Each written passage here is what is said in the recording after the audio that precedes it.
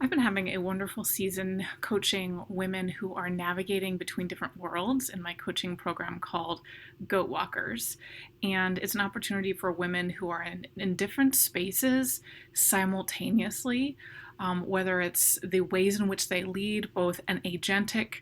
approach to leadership and also a relational approach to leadership, being empathetic, but also having healthy boundaries. These kind of crossing and bridging ways of leading are something that we look at in this Goat Walkers coaching program. But another way in which women leaders are navigating between worlds are those who are professional women working outside of the home, but also being primary caregivers. And my clients during this particular cohort of Goat Walkers are very much in that space where they are pivoting professionally or rebranding professionally while at the same time being a primary caregiver for young children. And it brought up a discussion that I wanted to talk about today, which is the difference between what is known as the power pause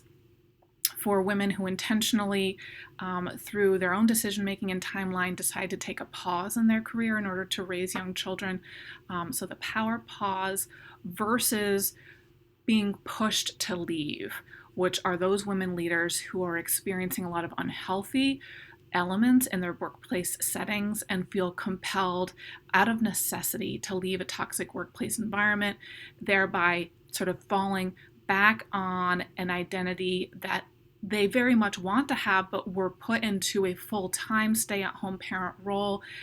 during a time when that was not necessarily of their own choosing. So the circumstances sort of pushed them or forced them into that full-time stay-at-home role, and the fallout from that kind of experience of it not being on one's own timeline or something that was planned out ahead of time is very different than what is known as the power pause, which has a lot more agency and control that the woman herself has. So I wanted to do a little contrast and compare between these two ways in which full-time working mothers are making that transition and the varying levels of agency within that.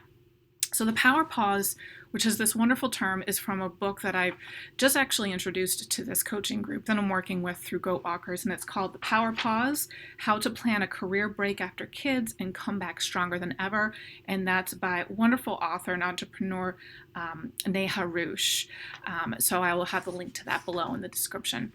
Now, her perspective on this is particularly for women who are making an intentional choice to pivot away from a very forward-facing or ambitious career that they've had. They worked very hard to get, but it's come time where they want to take a pause or a shift, especially with young children, and prioritize being a primary caregiver for their children during that time. So in that case, it looks a lot at understanding one's identity without a job title,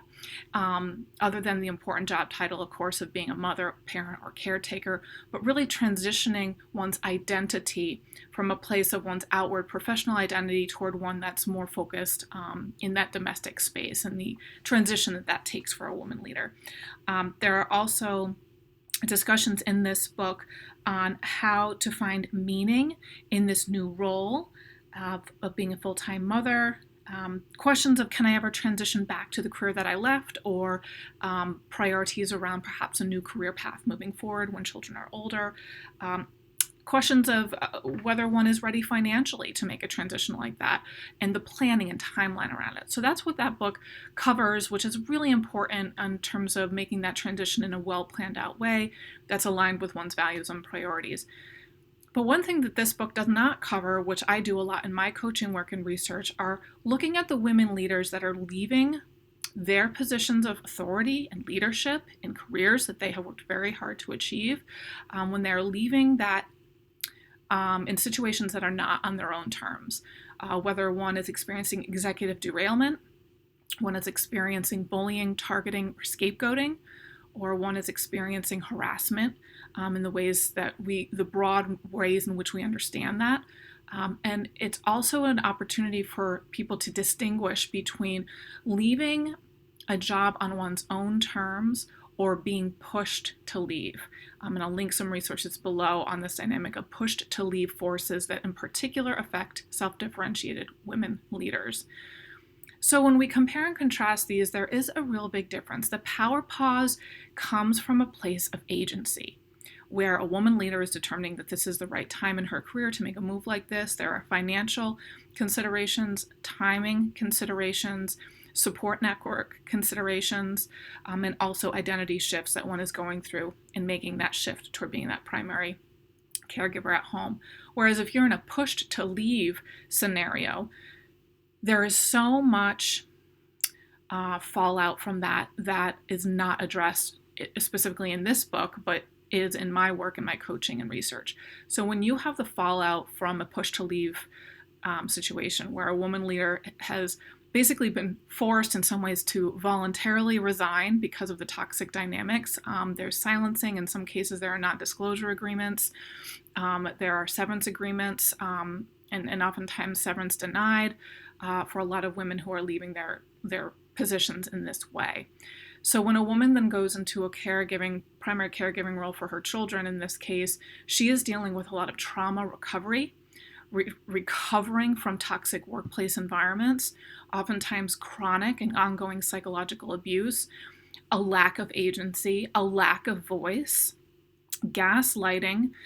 silencing, and then organizations that one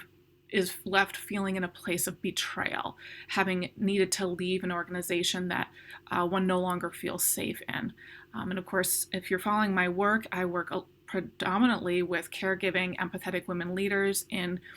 professions such as pastoral leadership, healthcare, education, community bridge building. So these are empathetic women that are deeply sensitive feeling leaders, important qualities to have in a community-based leader. But for women who are experiencing this kind of derailment, when they enter this next sort of stage of being this primary caregiver for young children, or in some cases for older parents or relatives, there is a deep grieving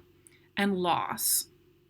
and trauma recovery that one has to go through that a woman who is leaving intentionally with a lot of agency and a planned timeline, such as in the power pause, is not experiencing. So when I work with women leaders who are leaving their work contexts in this way, there is a very important space that needs to be created for this kind of healing, where one experiences trauma or triggering or invisibilization. So if you're moving into this primary caregiving role as a parent, which that work is already invisibilized in society, if you experience that kind of invisibilization in your own workplace setting, and then that gets compounded by entering another caregiving role that's often invisibilized, it can trigger and reinforce and compound those feelings of grief, loss, and silencing.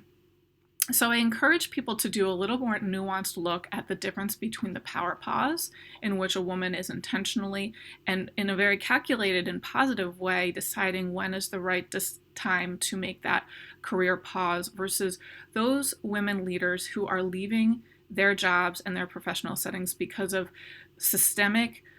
forces around them that are causing them or pushing them to leave.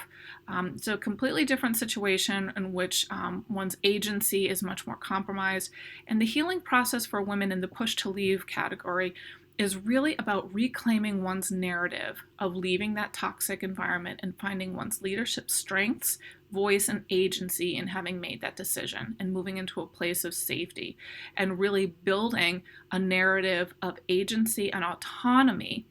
out of a situation where one felt that one did not have that agency or voice. So I'm passionate about working with women who are rebranding, pivoting, or rebuilding their careers after that kind of a push to leave